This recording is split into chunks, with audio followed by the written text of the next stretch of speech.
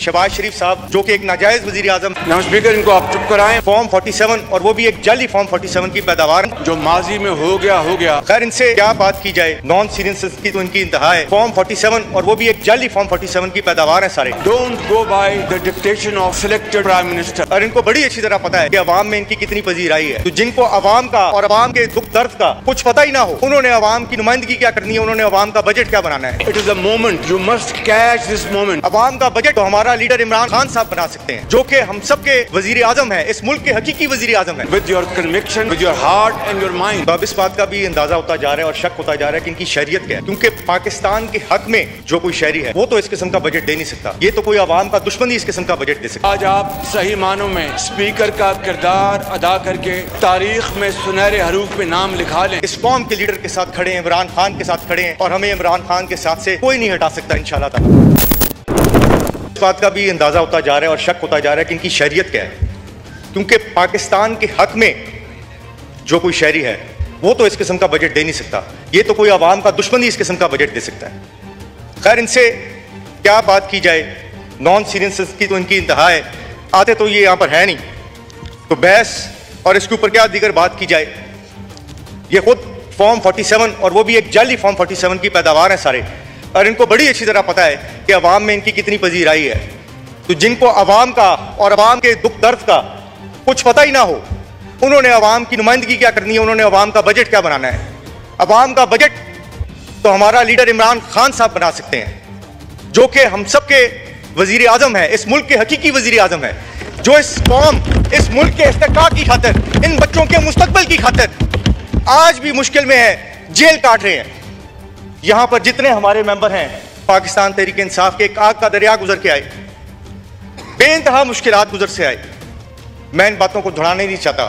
जो कुछ हम सब के साथ हुआ, हमारे घरों के साथ हुआ, हमारी माओ बहनों के साथ हुआ, लेकिन हम खड़े हैं, हमारा अज़म बुलंद है इस मुल्क के लिए, और हम अपने इस कौम के लीडर के साथ खड़े हैं, इमरान खान के साथ खड़े हैं, और हमें इमरान खान के साथ से कोई नहीं हटा सकता इंशाल्लाह ताला। हमारे जो फाइनेंस मिनिस्टर साहब हैं, जो कि यहाँ पर कभी नजर ही नहीं आते, ताल्लुक तो उनका बैंकिंग सेक्टर से है। तो जब वो आए एज फाइनेंस मिनिस्टर, तो मैं समझता था कि बैंकों से पाकिस्तान के लिए कोई अच्छी डील लेंगे, इस अवाम के लिए कोई अच्छी डील लेंगे, वो बैंकों से हमें सहूलियात लेके देंगे। लेकिन मुझे तो लगता है वो पाकिस्तान के नुमाइंदे नहीं, वो तो बैंकों के नुमाइंदे हैं उल्टा।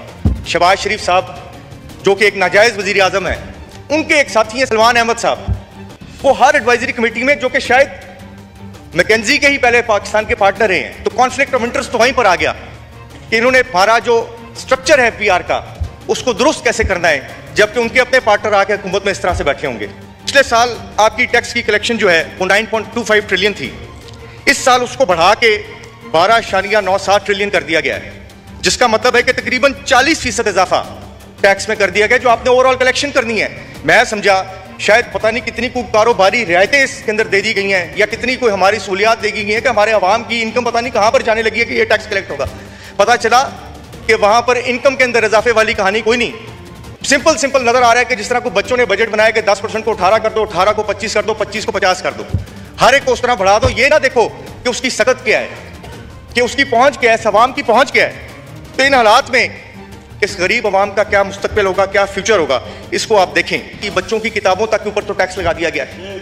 अगर बच्चे पढ़ लिख जाएंगे तो इनको वोट कैसे देंगे, शायद इसीलिए इन्होंने इसके ऊपर टैक्स लगा दिया है, मुझे तो ये लगता है। तो इस मुल्क के अंदर 90% से ज्यादा आवाम तो गरीब है। वो गरीब आवाम जाके अपना कहां से इलाज कराएगी, जब उनकी बेसिक चीजों के ऊपर, बेसिक हेल्थ केयर के ऊपर भी टैक्स लगा दिया जाएगा। वहां पर हमारी गवर्नमेंट थी जिसने हेल्थ कार्ड इंट्रोड्यूस किया, जिसमें हर गरीब शहरी के पास 10 लाख रुपया था। प्राइम मिनिस्टर इमरान खान की यह स्कीम थी, हर एक के जेब में था, इलाज अवेलेबल था। तो अब आप जरा अपनी ये सिंपल अद्वियात के ऊपर, मेडिकेशन के ऊपर भी आप ये कर रहे हैं कि यहाँ पर इंजेक्शन के ऊपर जो टैक्स लगा दिया गया, कोई तो इंजेक्शन लगा के मरना चाहेगा तो अब तो उसके ऊपर भी टैक्स है, शायद वो ये भी ना कर सके। इसमें देखें कि दूध के ऊपर टैक्स, जो फैट वाला दूध है जो कि छोटे बच्चे इस्तेमाल करते हैं, उसके ऊपर भी टैक्स लगा दिया गया। फ्रूट एंड वेजिटेबल्स के ऊपर भी टैक्स लगा दिया गया। तो ये तो इन चीजों की इंतहा है। एक तरफ आप कहते हैं कि हमने इन्फ्लेशन को कम करना है, दूसरी तरफ आपने जितनी आपकी ज़रूरी अद्वियात हैं उनके ऊपर टैक्सेस लगा दिए, पेस्टिसाइड्स के ऊपर आपने टैक्सेस लगा दिए, ट्रैक्टरों के ऊपर आपने टैक्सेस लगा दिए। तो जब इन चीजों के ऊपर आपने टैक्सेस लगा दिए हैं, तो आगे जो आपकी रोजमर्रा की अशियाएं जो लोगों ने यूज करनी, क्या उनकी कीमत बढ़ेगी या कम होगी?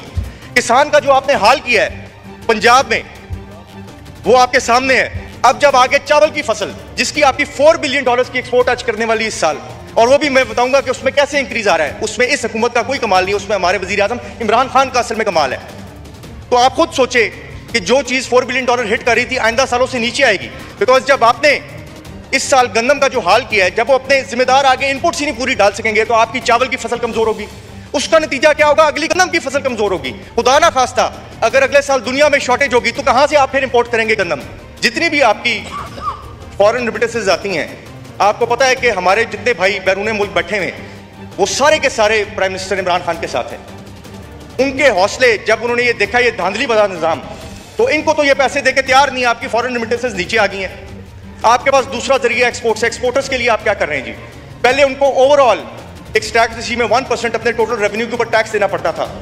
अब आपने उनको जो नॉर्मल टैक्स रजीम है, उसके आगे उनको फेंक दिया है। प्राइम मिनिस्टर इमरान खान ने गुजरांवाला को यूनिवर्सिटी दी, जब बीच में थोड़ी देर के लिए हमजा शहबाज एक नाजायज तरीके से वजीर आला आए, उन्होंने उस यूनिवर्सिटी को निकाल दिया।